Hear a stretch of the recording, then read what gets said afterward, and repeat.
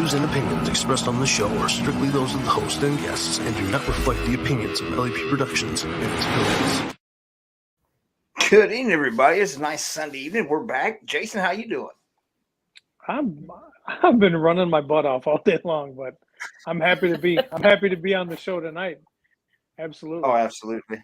And who'd you bring along this night for our first show back doing them after a few months off? Well, somebody that's going to be in town here in the next couple of weeks, going to be at the Collingwood Arts Center with us. Archbishop Kristina Rake. We're excited to have you on here. I feel like Jay said, our first show back in quite a while.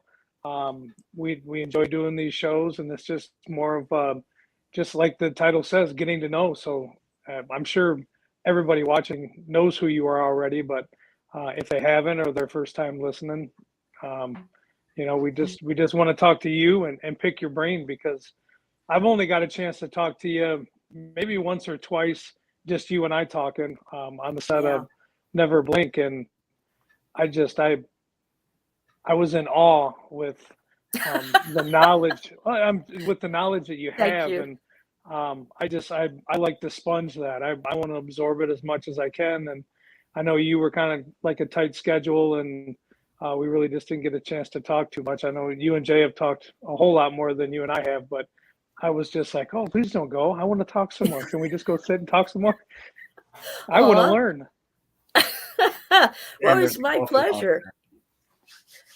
Yeah, please pick my brain. I'm, for those who don't know, I'm Archbishop Kristina Rake. I am the Archbishop Primate, which means I'm up here on top, in charge, in charge. Sorry, it's a family show. And of the American Apostolic Old Catholic Church. So we're a jurisdiction within a much larger movement of inclusive Catholic churches, where we welcome all people, gay, trans, straight, old, young, women. It doesn't matter. We believe God opened the door for everybody, and it's up to them to come in, and we welcome them with open arms.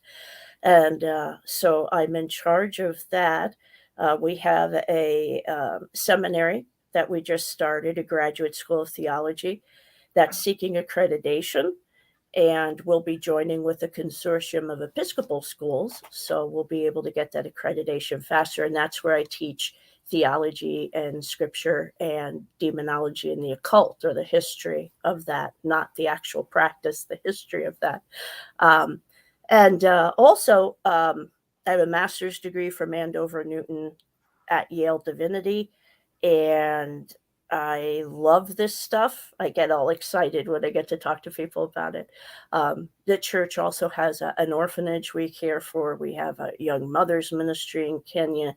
So my schedule is wonky because I do all of that, and I'm not salaried. I volunteer at all that. And then I also have 2 adult kids in college who live with me.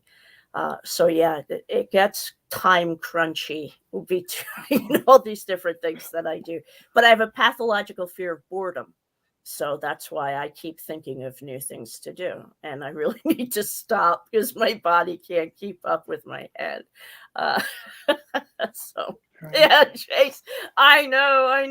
I'm learning that lesson the hard way. But you've known me for a while. You know that there's no lesson I've ever learned wasn't the hard way. I can't just listen. That'd be too easy. No.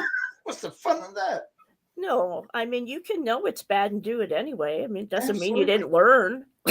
You just learned and did it anyway. Yep. It's always either a lesson or a blessing. I've learned a lot of lessons.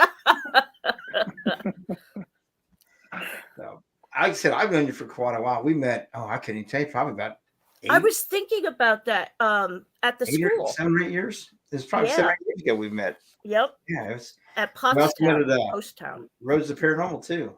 Yeah, that's right. Rhodes. Yeah. I forgot about Rhodes. Yep. So you were quite active and stuff, and then you got busy with all these things, and which you put this a priority, and it very much should be. Don't get me wrong, but I'm just saying we do miss you in the field.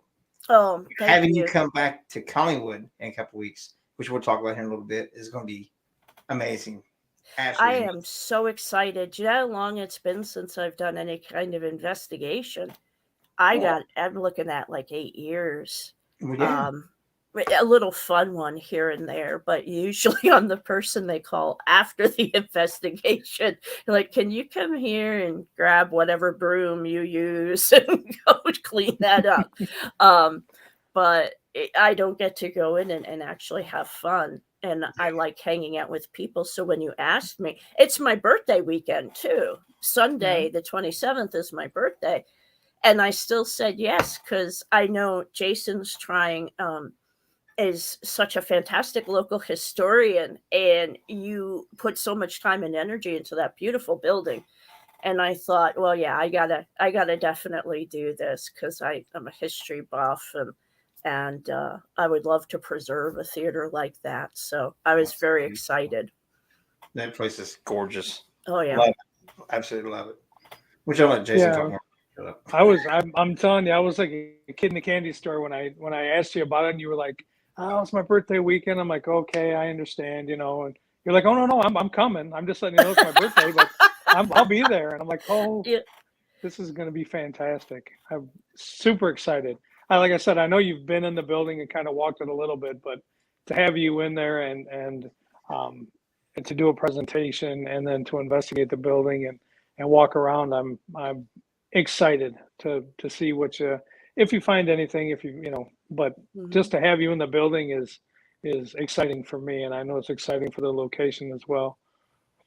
Thank you. I'm super excited, and I love Scotty. I never get to see him often, even though we're near each other. So when I saw he was going to be there, I thought, oh, this is going to be lots of fun. And I'm really, really looking forward to it. Hopefully, people will be okay toddling around with me, because I don't have any gadgets. I'm just going to have a recorder. But and I get scared easily, believe it or not. But I promise I'll try to make it fun. Well, and you also have mediumship skills yourself, don't you? Yes. Yeah. It's been a while since I've had to put them into use, but as it turns out, they're still there. At the last Paracon I did with Jack, when you asked me, that was the first thing I agreed to. I actually usually tell people, let me think about it. But there was something about that place, Jason, and after talking to you, I'm like, yeah, I'm definitely doing this. But at the Paracon I was just at, someone kind of came up sheepishly and wanted to know about protecting herself. And she was just, and I got to warn people, I shouldn't blurt out the things I blurt out. And I'm like, oh, yeah, especially you, especially in that one room you have, that swirling black thing that grabbed you the other day, that you're just going to pass out. And I'm like, you really should. You got to warn people, Christina, don't do that to them. But it turned into a good thing, because I was able to give her some good advice. And she writes me now when she has questions. And that's the other thing that takes up a lot of time. I just always want to be accessible. So I'm on the phone for 20 hours a week or answering these questions, but I don't want anyone to ever feel like, oh, I wrote her, she never wrote me back. I always try to write back. It might take me a couple days, and I like helping people. So when they write me with those questions, I get excited. I'm like, oh, I can share something with you. I hope I'm right. Don't get scared, but I hope I'm right. But this is what I think you should do. But and you mentioned earlier about the seminary. Is that starting back up, or like going into another semester, or? Yes, it's actually, it's full up and running. We have paid professors, so it's not volunteer. I do now and will always pay professors per student, and administration per student, because it gets out of hand otherwise. The tuition's right now is only $130 per course rather than per credit. And I'm actually teaching theology and demonology there. So we're in the middle of a demonology course. And what I did was I started us off in Samaria, which is the first civilization in the world that had writing. And I started us just before then. And I've taken us through a history of, the development of ideas of Satan, hell, demons, angels. And right now we're in the Middle Ages, and I had to stop and be like, guys, I've got 6 books at home. I got to read them. And then I'll come back. And I did. And now I'm like, ooh, I know so much stuff now, guys. And so once that's complete, the thing about the seminary, though, is you don't have to be at a particular time at a particular place with most of the classes. It's designed specifically for adult learners with jobs and families. And it's what's called in the educational field non-synchronous learning, which means you don't have to be at a particular time at a particular place. So we record the lectures. Everything is set up right now in Google Classroom. Once we join the consortium, we're going to get this big, beautiful content management system. So people can go online, click it, buy it, and just take the course right then and there. So the demonology course is still open if anybody wants to jump in. So is any course. You don't have to be seeking a degree. It's the other thing I hate about universities. If I just wanted to take a course in like something I'm interested in, I shouldn't have to go through this whole rigmarole. And we let people come in even if they don't want a degree or a grade. They just want to learn. So of the 20 people in that class, only one is getting a degree. Everybody else is just taking the course to take it. Oh, wow. But that's cool to get that many people interested to want to take that course and stuff just to be taking it. I mean, like you said, most people, your mindset with college is that you have to do this, you get accredited and all that. But to be able to learn that you can do in your leisure, it probably does change a lot of aspect to it. I mean, it does for me because I can't sit still long enough. Well, and that's the cool part. I mean, we use GoToMeeting, so I record my screen. And I can bring things up and show people, and even on the spot, if people ask questions, I can answer it right on my screen. But then you see that recording. So you learn that too, even if you weren't in the class, or if you want to be there live and you have to miss 2 weeks because of a work schedule, you just catch up. I mean, I loved that idea. And ever since I was ordained in 2013, I've wanted to build a seminary like that. And so we did it. God love me, please. I would love to see this continue and have that legacy.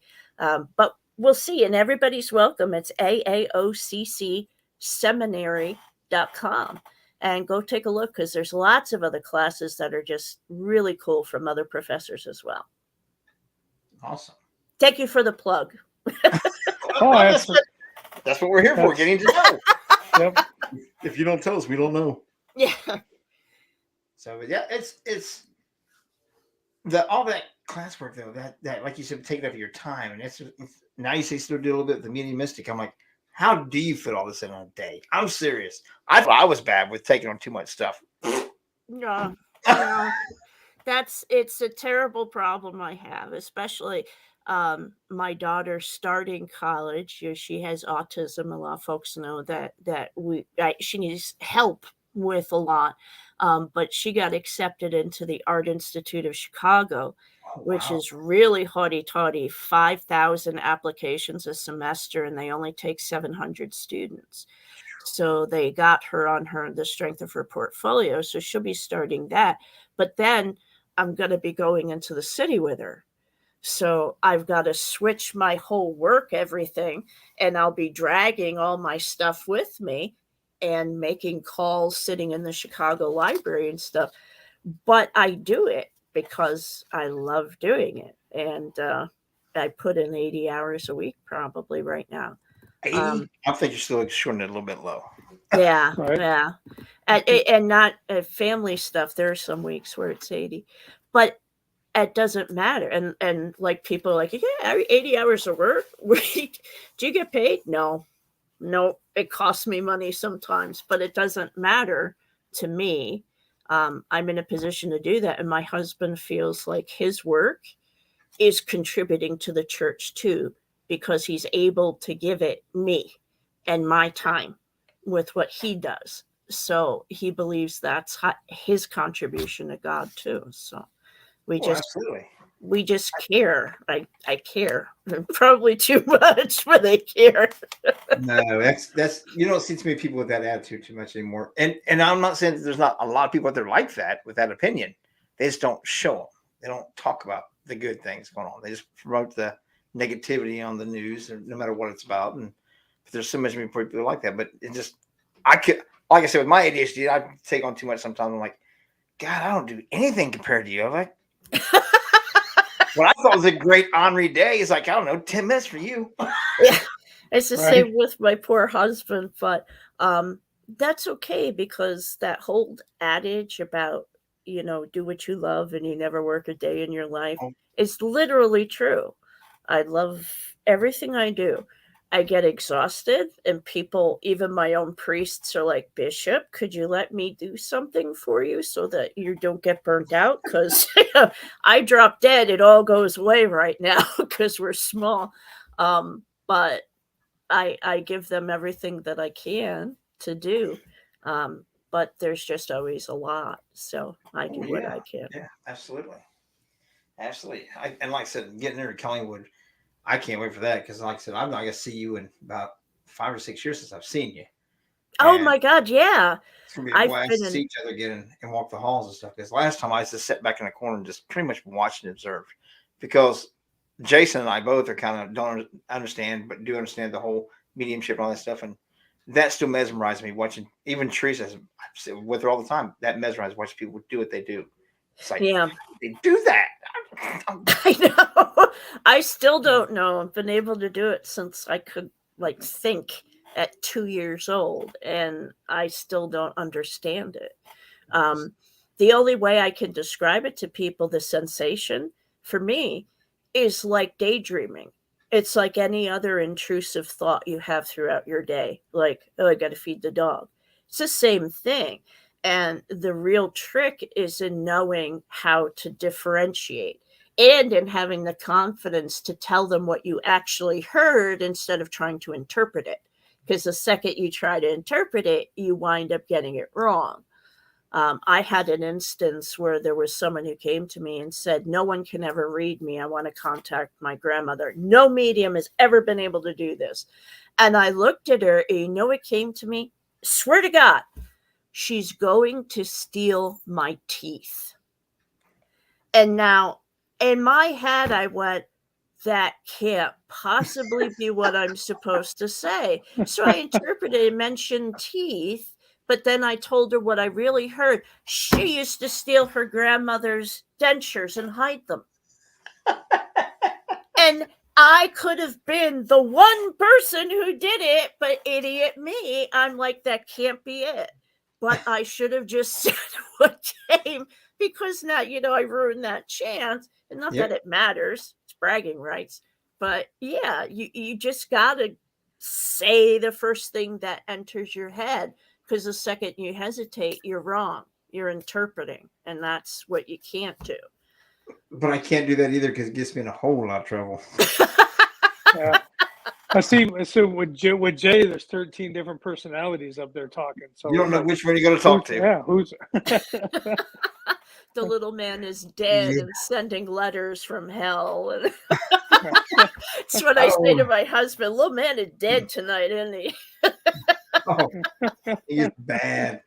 I mean, I keep bringing it up because, I'm going to bring up about your book, which I have a copy of. People can still get them. I see on Amazon. Yeah. Yeah. God in the Paranormal Part 1. This is only Part 1. Mediums, Ghosts, and the Afterlife in the Bible. Now, what gets you to write a book like that? Besides your love of theology. Emails. When I got ordained, and I was pretty open about my gifts, when I was a Roman Catholic, we just called them gifts of the Holy Spirit.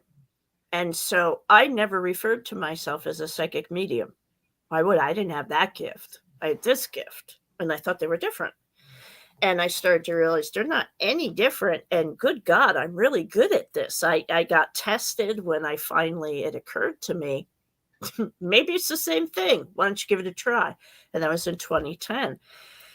After I started doing church work, people started emailing me. My in-laws think that I'm doing the devil's work. My in-laws think that any communication with the dead is necromancy. Fortunate for me, as I was exploring those gifts in the Roman Catholic Church, I was also studying what's called apologetics, which is explaining to people their misconceptions of Catholicism. So I had all this in the back of my head about the saints.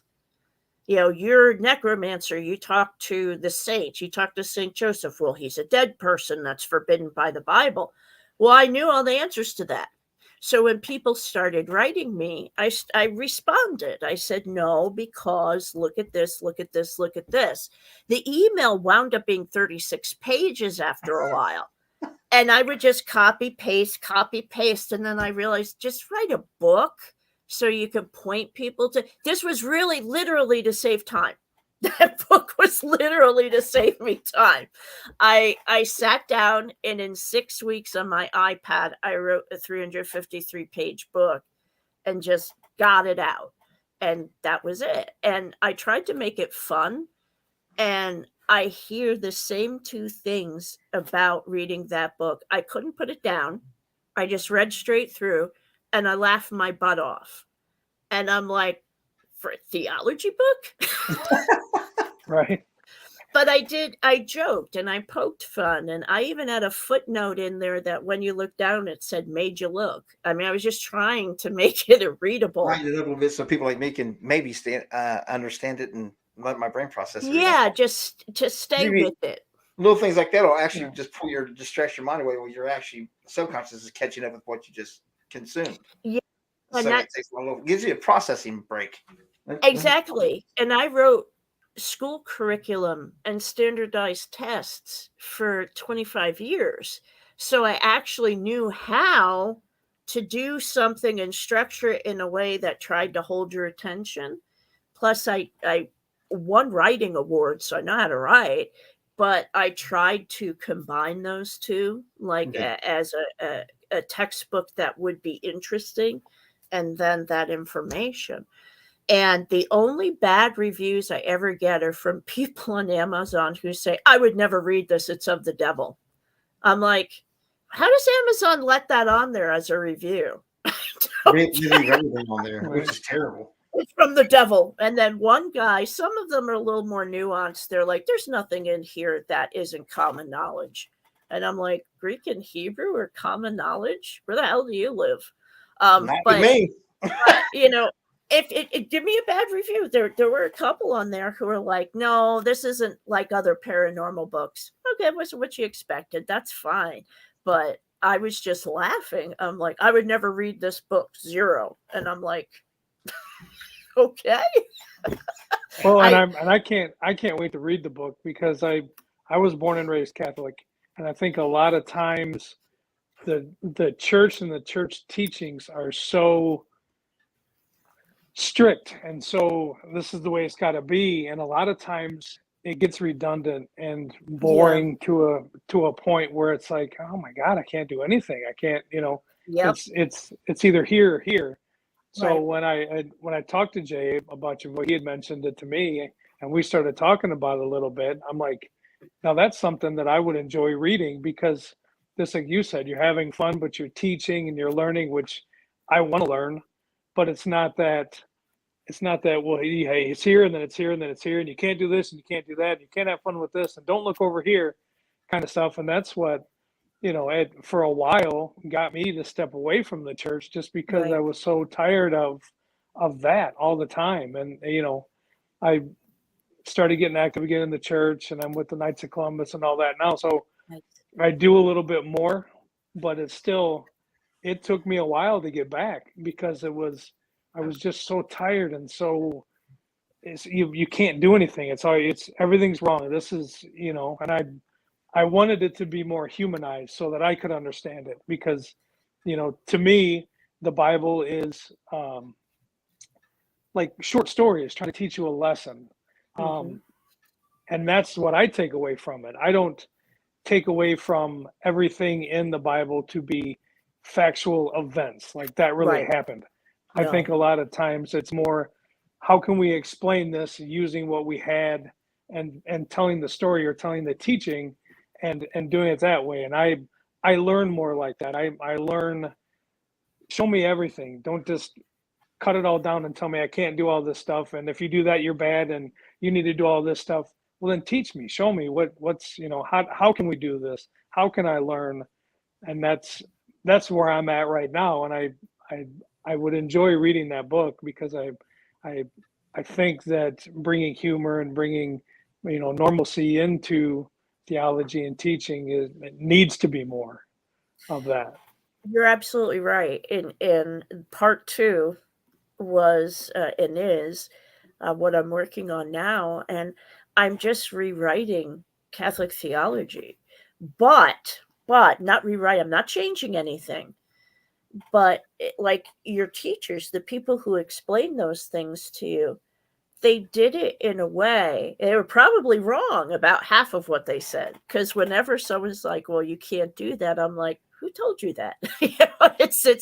But the other problem is that they keep using the exact same terminology and metaphors and ways of explaining things, and they've talked themselves out of relevancy. I mean, they really have. When I talk to my kids, their generation, Gen Z or Zoomers, they're like, religion has no bearing on real life. And they all believe that. Well, that's because all these churches are still speaking as if it's 1870. They're not pulling in what's happened in the last 100 years with what we've learned with science and psychology and all of that. So what I'm working on now is to actually explain how it all comes together, and how do you bring in the Big Bang and quantum physics and human psychology into theology and explain it in a way that people can actually believe and use, where they can actually, engage with it. Because right now it's dead.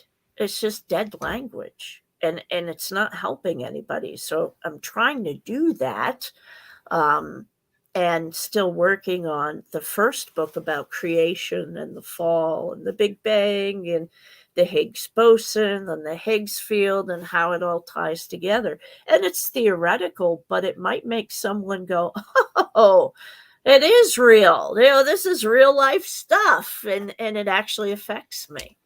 So you're not the first person to say that. It's a huge problem. The church just will not update the way it interacts with people. And the beautiful theology and things, they're getting lost.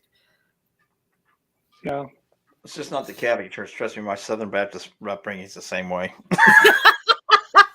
Yeah, I think it's most churches. They're stuck. They don't know how to say things in a different way. And hopefully we'll get there, but I'm trying to help the process a little. Yeah, and I think that's what happens is you have this teaching, and that's just the way it's been, and that's just the way we're going to teach it, and there's no other way. Right. And I think there's a ton more ways to be able to communicate and talk with people about it and make it a little bit better, easier to learn, easier to absorb, easier to understand, so that you can. Sorry, my wife and daughter's home now. No I've got problem. the ring set up on my phone, so and then my dogs are.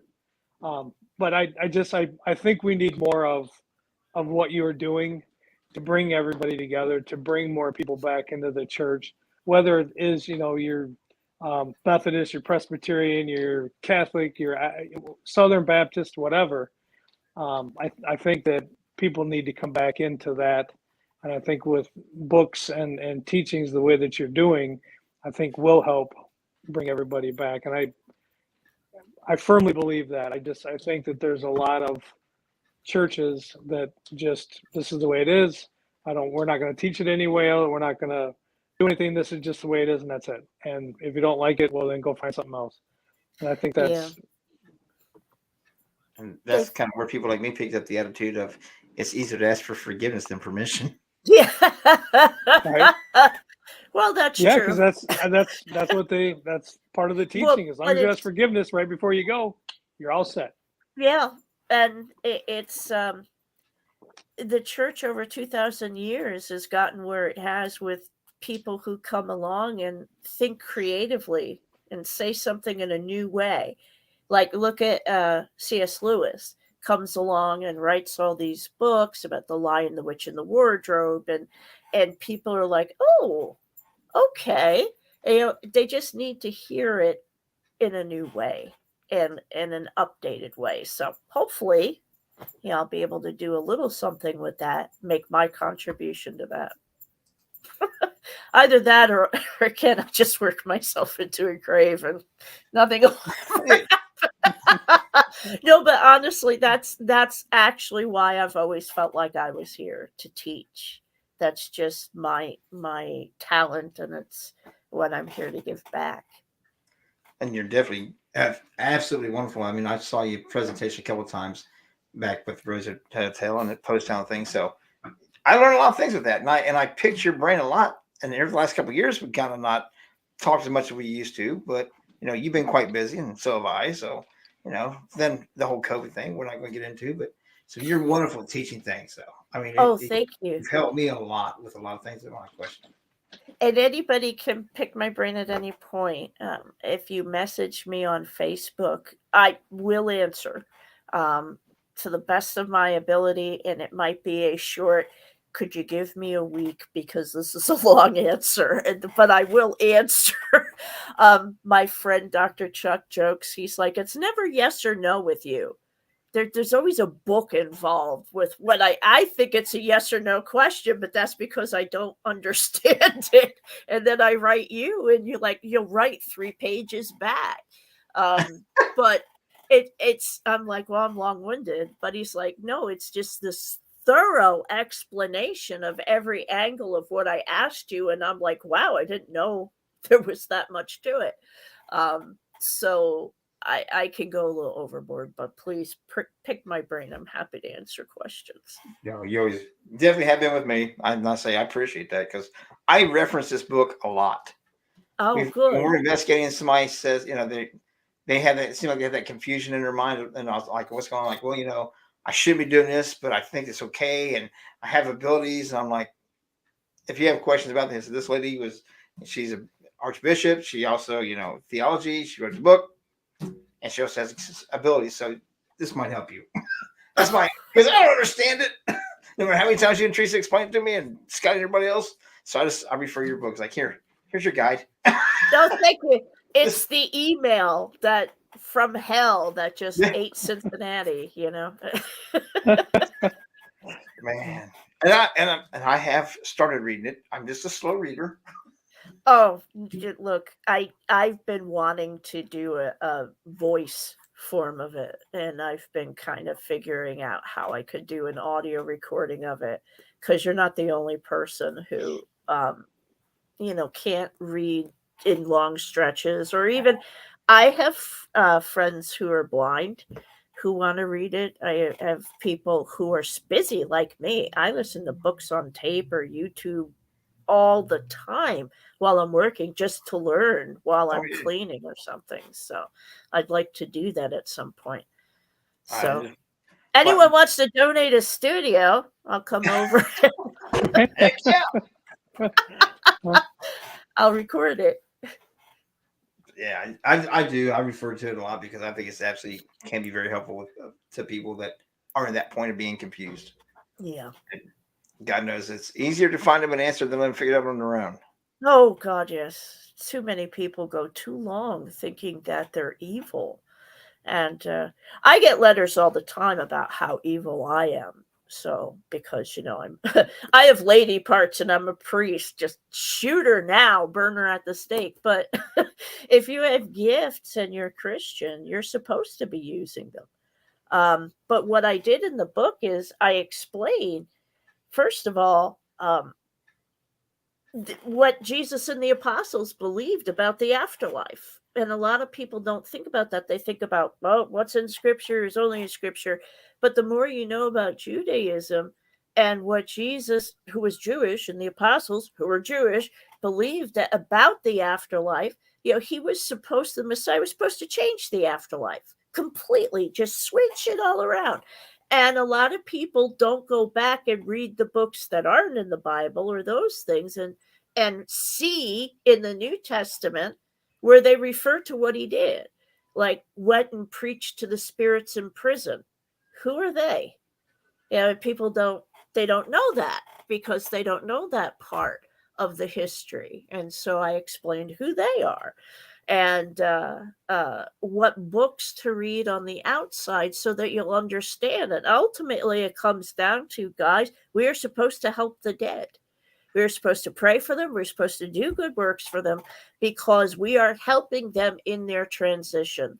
And when I bring up purgatory, people think, and I joke in the book, purgatory isn't a third option where it's, not great, not too bad. And then I said kind of like New Jersey, and don't write me letters because I'm from there. But it's not what it is. It's heaven's mudroom. It's where you get cleaned up. Because ultimately, when you get to heaven, C.S. Lewis said, you'll be surprised at how little of you there is there. You need the ego purged. The ego doesn't get to go with you. The ego is where you hold all those self-delusions, where you've grown your representative that you show to the world. That doesn't get in. What gets in is you, your consciousness, who you really are, the truth. And it takes time for you to lose that ego. And it's painful, just like the church teaches about purgatory. It's existential pain. There's not people poking you with pokers, but when they're stripping away everything you built to protect yourself in this life, it's painful. And we go through that. And I even explained in the book my theory of what actually happens there. And based on near-death experiences and other studies. So what we were supposed to be doing all along, the Catholic Church and the Jewish religion still do. They pray what's called the Shema for 365 days after death so that the person is purified and moves upward towards God. That progression we experience here, it's a rule across the universe. There's a progression from lower to higher. But they only pray for 364 days because they don't want to insult the person and make it seem like they really needed the whole year. So you subtract a day. I love that. That's pretty. So purgatory is more of a self-cleansing, more of a actually finding out, I don't want to say some of the lies that you've lived, but more of like layer by layer by layer of the things that you've done over the course of your life to strip you down basically to your beginning. Is that very similar? Here's my theory. Purgatory is where God's mercy and justice kiss. So in this life, bad things happen to you that weren't your fault, right? They affect you. So bad things happen to us that we didn't deserve. But we also escape a lot of consequences from our bad actions that we're never really aware of. From near-death experiences, I learned about something, and I'm sure plenty of people here have heard of it, called the life review. And what you do is you see your entire life flash before you. Now, it's not just pictures. During this life review, because you're outside of time, you have no body, there's no matter, there's no time, you're in eternity. Everything is always right now. During that period, you feel the results of every single word, every action, every inaction that you have committed throughout the course of your life. And not just as if you're the people around you at that moment, but you see how that action had repercussions going outward through time. So, and you feel them. So you experience the consequences of your actions in that moment. So you're angry. Jay said, oh, I'm in trouble. I'm in trouble too. You go into a store, and I've had this experience, and everybody's so cranky. They're waiting in line. They're wearing masks. They're tired. They don't want to be Christmas shopping. And the poor girl behind the register is still learning, and she's slow. And she makes a mistake, and they have to call the manager over again. And the person in front of me goes, I cannot believe this. Can't these kids count? And I'm like, count? We don't use money anymore. What century are you from? But anyway, it just yells like that, and she's near tears. And the person in front of me, I'm glad they were there, because had I was ready to punch the guy in the head, but anyway, that wouldn't have felt. So I would have just felt the consequences of someone else's pain. She grabbed her hand. She goes, sweetheart, ignore him. It's okay. I don't have anywhere to be. Doing that rippled backward through the line. Now, even if they did it because, hey, I don't want to be the dick here, so I'm going to be nice too. Even if that was it, it changed that girl's day. Now things are calmer. But what if everybody had been like that jerk? And she is frustrated. She cries as she's going home. She gets into an accident. It affects 4 more people. You have no idea the impact that we have. I mean, it just systematically, we're in a closed system, and free will randomizes everything. Everything is randomized because every single one of our actions have consequences that we just can't see. So in that moment in purgatory, you experience that. Now, the church teaches that the prayers and the good deeds of the living can help. Well, you also feel those. You also feel what people did in your honor.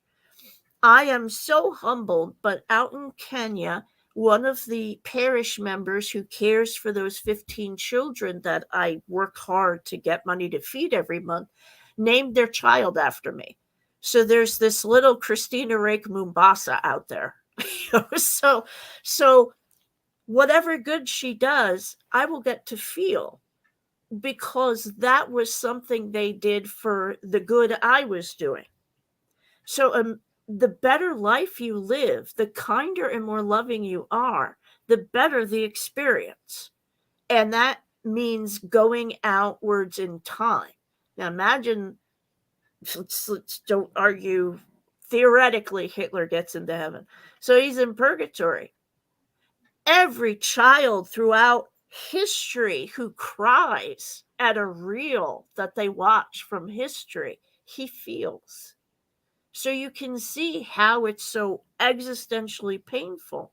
And we don't talk about time linearly. All at once, you see who you really are, and you feel who you really are.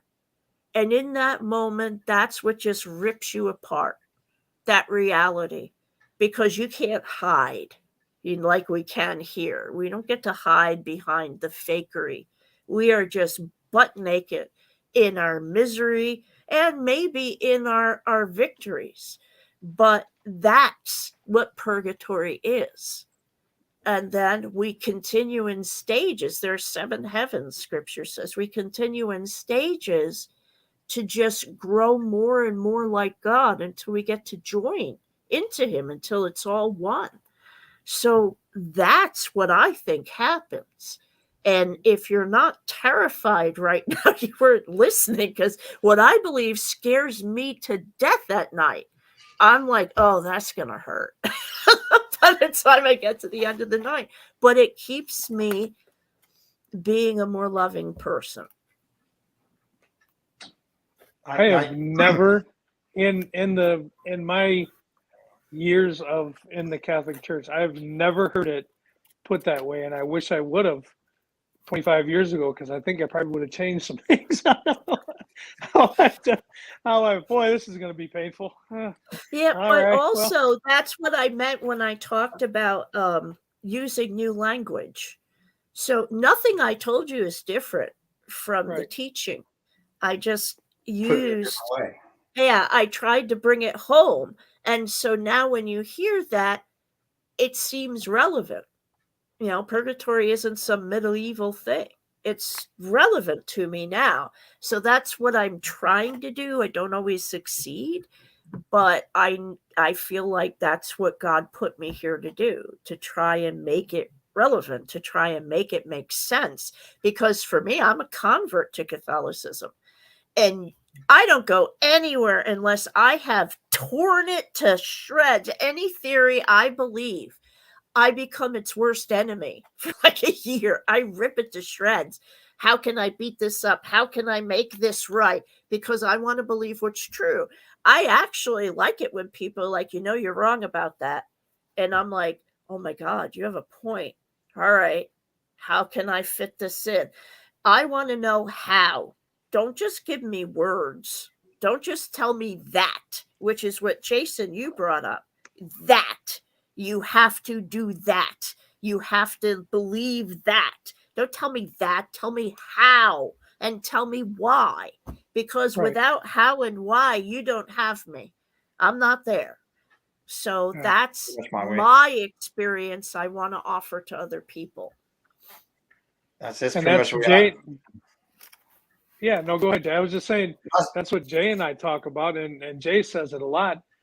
Asking questions and asking questions. I'm not asking questions to insult you. I'm not asking questions to belittle you. I'm going off of your statement. I want to know. I want to learn. I want to learn that. So asking questions to me helps me absorb things. And I think a lot of times when you start poking in the church, there's a lot of times where they're like, well, you shouldn't be asking that, or we can't answer that right now, or let's talk about it this way. Well, you lost me. Right. And it's a fear. It's why people react so viscerally to religion, because they don't want to be wrong. And if you ask a question they don't know the answer to, they want that to go away pretty quickly. Now, if you talk to someone who's really confident in what they believe, and I believe I am very confident, and you tell me I'm completely wrong, no, it's this way, no, it's that way, it doesn't insult me in the least. I understand why you're where you are, because I was there too. Nobody would answer my questions either. So it doesn't bother me. And sometimes I can tell they're saying that just to start a fight, and I don't respond. And sometimes I can tell they're saying that because they want me to poke at them, explain it to me. And I'll say, I can explain that if you want. And I let them decide, but it doesn't insult me. And you guys, what you're saying, I'm not saying your experience is wrong. You're absolutely right. And that's the problem. I'm not Roman Catholic, and I'm not Roman Catholic for a reason. They had me for years as director of adult formation, which meant I was in charge of everything that happened for adults, converts, classes, and that. And I loved teaching. But I poked a few people too. And my problem was I never had protection, because I could never be the priest. And, I was getting uppity because I knew more than the deacons, and that started problems. And so, and in my jurisdiction, in my old Catholic movement, I don't have to worry about that. And we give room for you to breathe. I don't restrict anybody. Someone calls me and says, well, look, we don't have a church, but we really need our child baptized, and the Roman church won't do it because we're divorced and remarried. And I'm like, bring them over. I'll dunk them. That's fine. I don't care. That's never was the point for God. It's not about the laws. Some rules are important, but it's not about the rules. All right. And some you can't break, but God damn, you can make them scream in pain. So, and it's about the people. And unfortunately, I think too many institutional churches have ceased to be about the people, and they're really about the institution. And when Jesus arrived, that's where his faith was. That's where his religion had come to that point. where it wasn't about the love of God. It was about just washing my hands and walking of everything I did wrong. It wasn't really in the heart. And he changed that. And, every 100 years, you need to sweep it out and change things and shake things up. So maybe I'm just here to be a troublemaker. I don't know. Well, you're a very friendly troublemaker, if you ask me. You're so nice for a troublemaker. But I'm honest. I can't help myself. In the head out the mouth with me, I don't know. Aw, that's why I love you, Jay. I love honesty. It doesn't matter to me if it's blunt. Believe me, I live with two little geniuses, and they are never pull punches with me.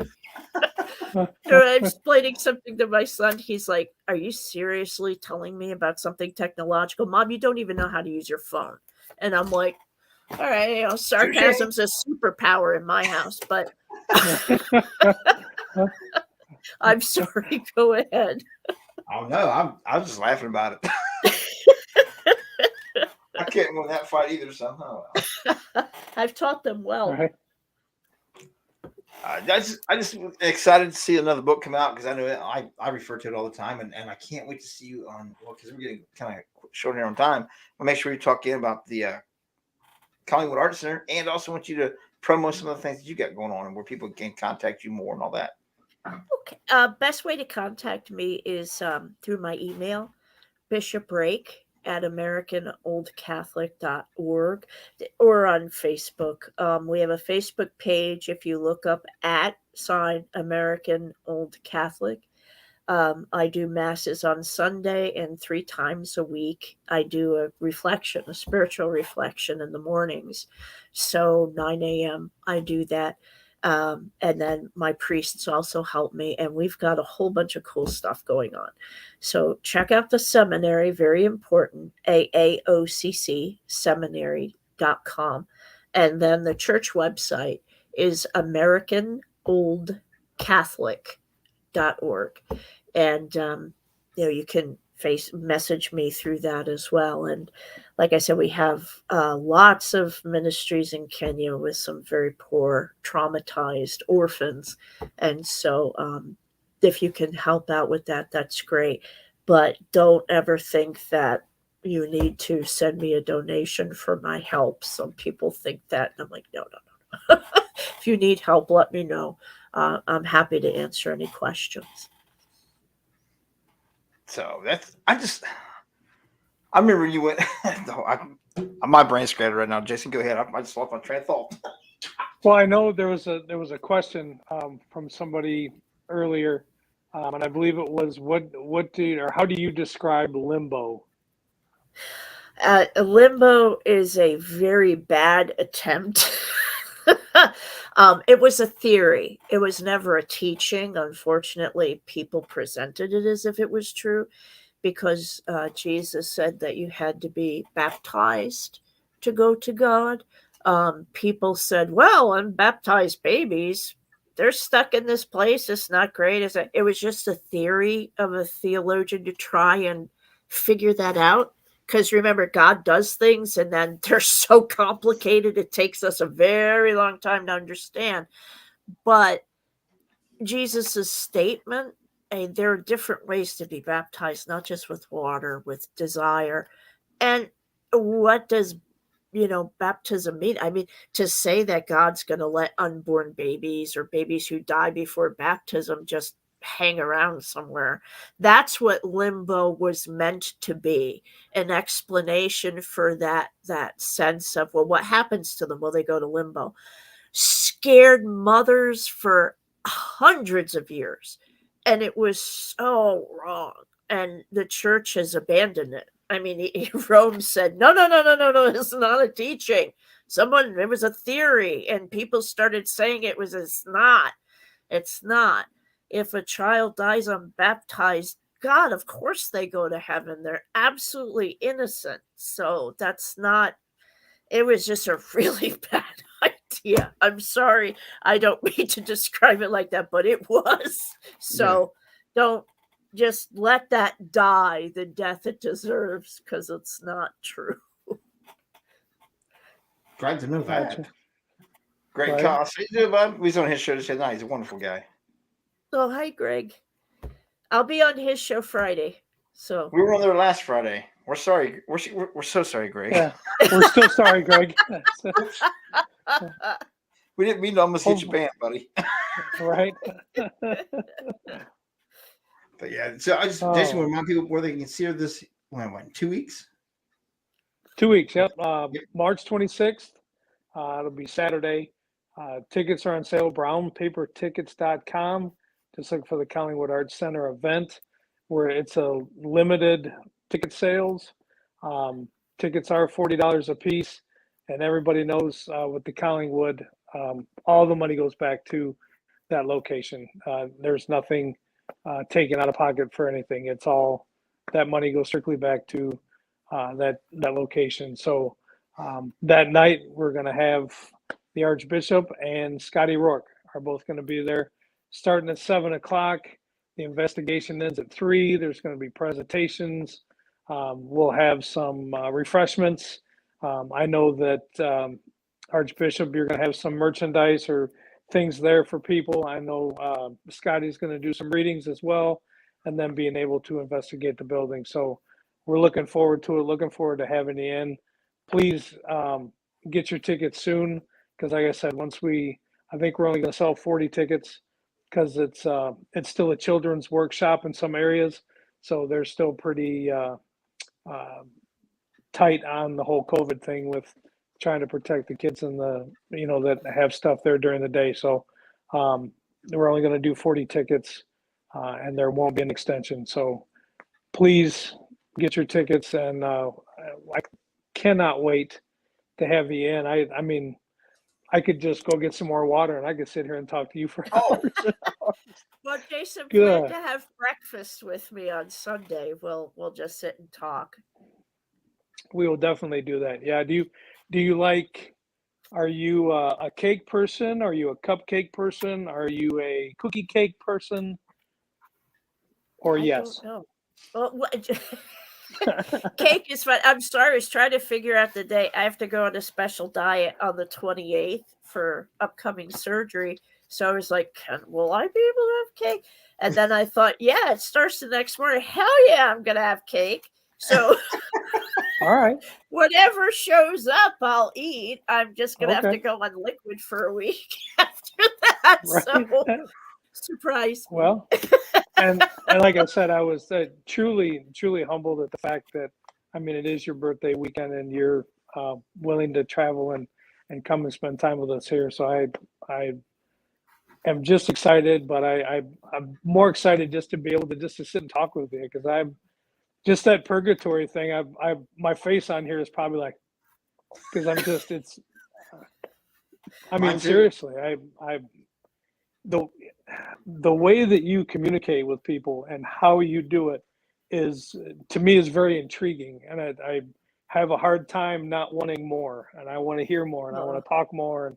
And you definitely have a gift, and I'm so glad that you're putting it to use and teaching people, because it's I thoroughly enjoy it. Oh, thank you. It's my honor. Thank you. I can't say enough about you. You're still one of the most respected people I've ever met in the paranormal, and I appreciate all the help that you've done with me and Teresa's questions and stuff. And great to have you on again. It's gonna be even more wonderful to see you. Can't wait for that, because we'll definitely be there. Yes, you got to put up with me. It's Jason's fault. Yep. Can I get out of Jay's basement now? Someone call 911. No. Right? I won't get that. I promise. I'll share. I'll share your attention. So with that said, I thank you so very much for coming on. We thank you guys for joining us here for our first show back in a few months with getting to know. Jason's got a whole bunch of people lined up. So apparently we're getting back into this. So you guys better be ready. Thank you all. Have a great week.